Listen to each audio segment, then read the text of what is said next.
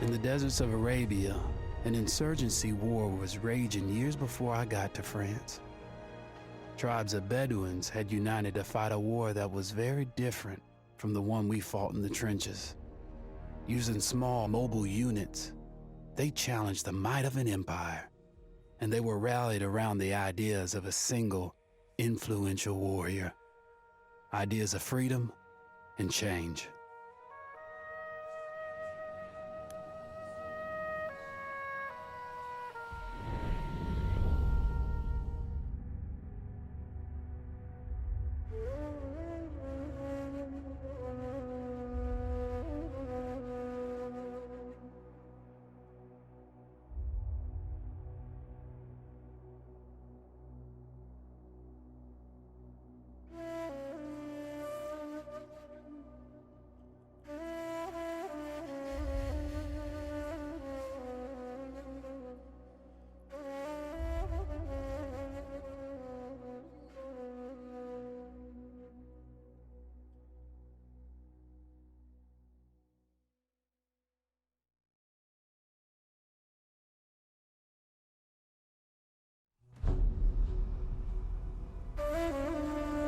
The Arabian Desert, a vast ocean of drifting sands and scorched, sun-baked rocks. Beneath these endless dunes, oil, the lifeblood of our new mechanical century. For more than 400 years, the Ottoman Empire has ruled these lands, controlling all that's to be found here. But the Ottomans do not rule unopposed. Small bands of Bedouin rebels have united to overthrow the empire. They strike without warning and then vanish into the desert. Fighting alongside them is a lone British officer whose exploits have earned him wide renown. The world has taken to calling this man Lawrence of Arabia.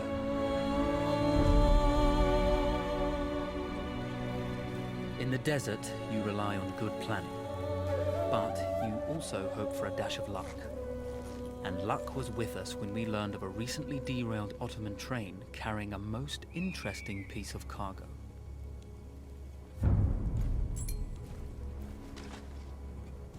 A small patrol had joined the Ottomans who survived the crash. Together, they guarded the wreckage and waited for reinforcements.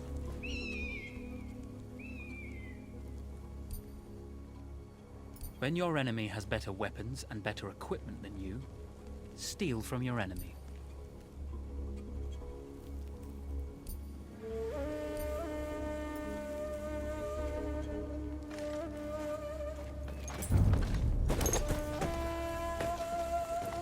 A lone fighter has just one advantage over a large enemy force.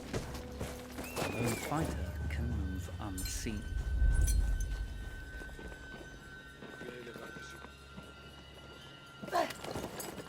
Cry havoc and let slip the dogs of war.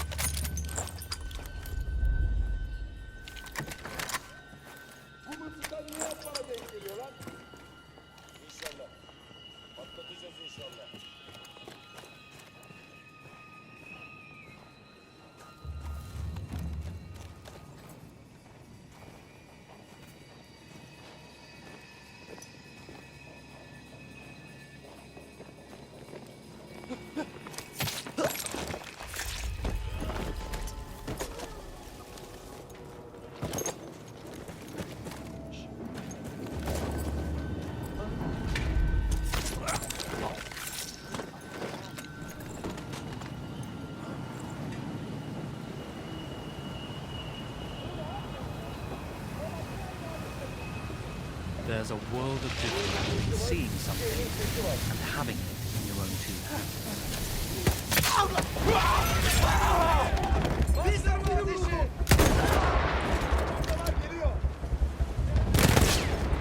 biri vuruldu.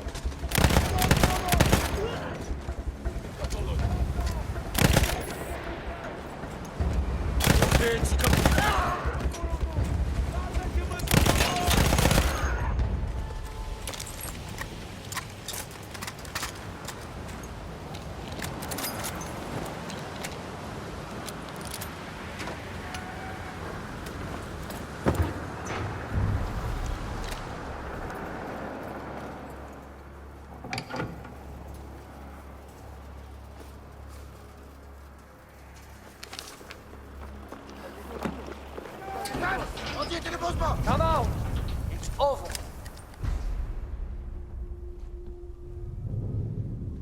Well, you did not think we would be fast enough to catch you here, did you? Lawrence of Arabia.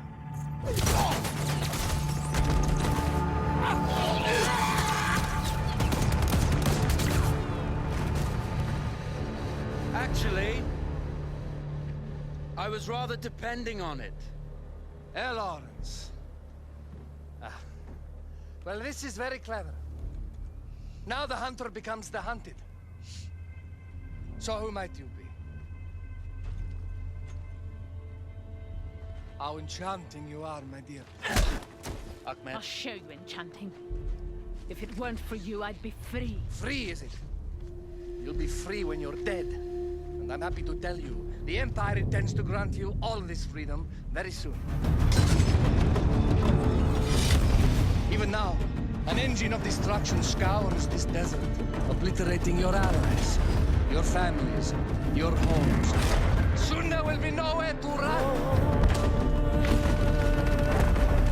Nowhere to hide. Soon all that you know, and all that you love, will be ashes. You will all be free to die. Oh. Ah, you animal! Zara. Oh.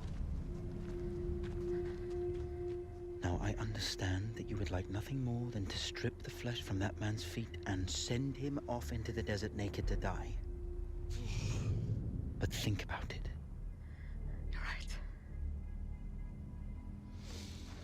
I'm sorry.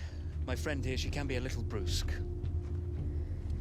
You're going to tell me how to lie to your train, so we can lure it into a trap and destroy it. Impossible. To even begin to talk to that train, you would need an entire book of communication codes. Oh, like this one, you mean? You can never stop the progress of machines. One day, the whole world will take your lands and the precious black gold beneath its sands. We shall see, my friend.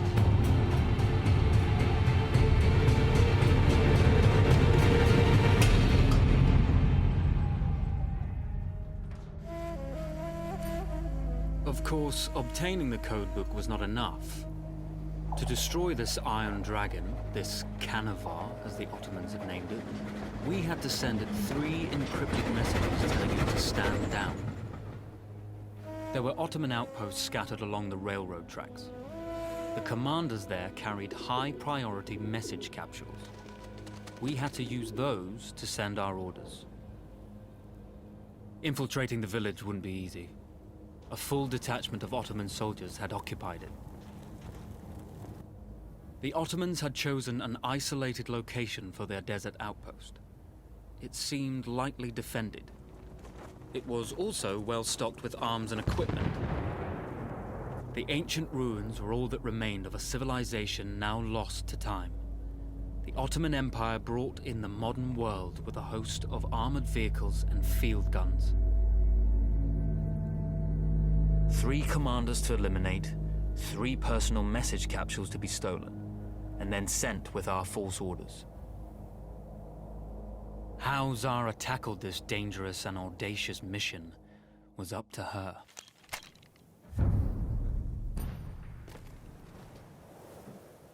The Bedouin treasured their horses. And in return, those animals granted their riders unparalleled speed and mobility.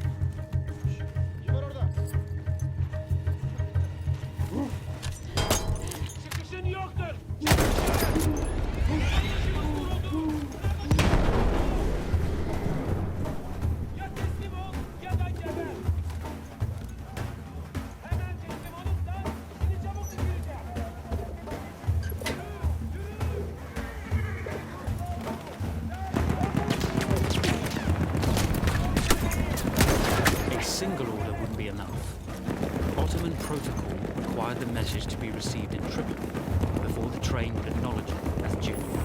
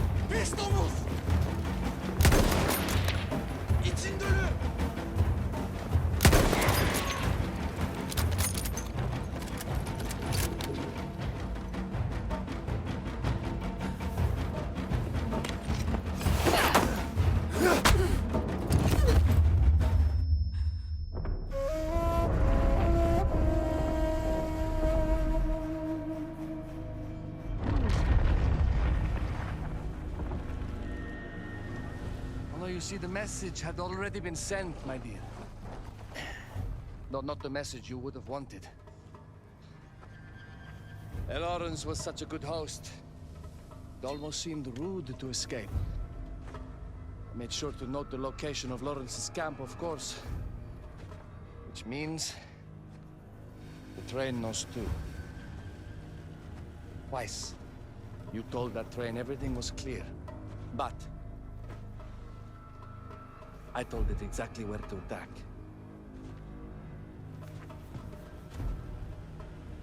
The beast has your scent, my dear.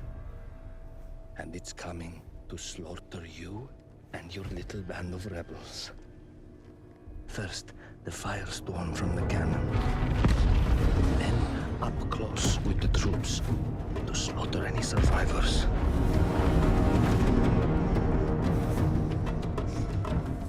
The legend of Lawrence of Arabia dies tonight.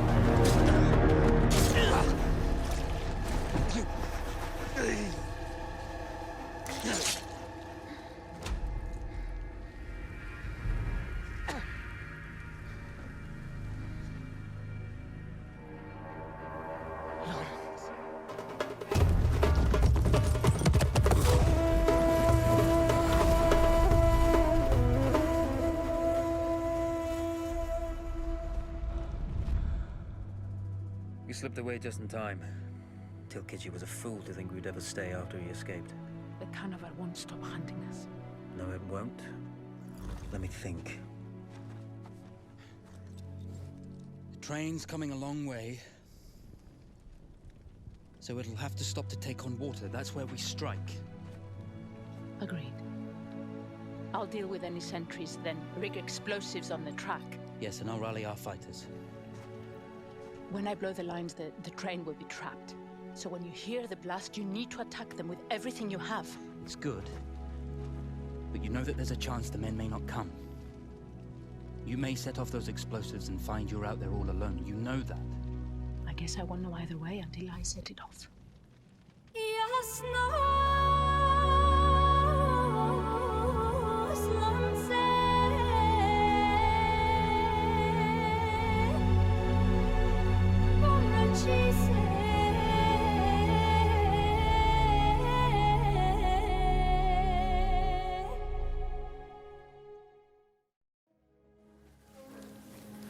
Man makes plans, and God laughs. As it turned out, the small town where we would ambush the train had a significant enemy presence. Those troops would have to be dealt with before the explosives could be set.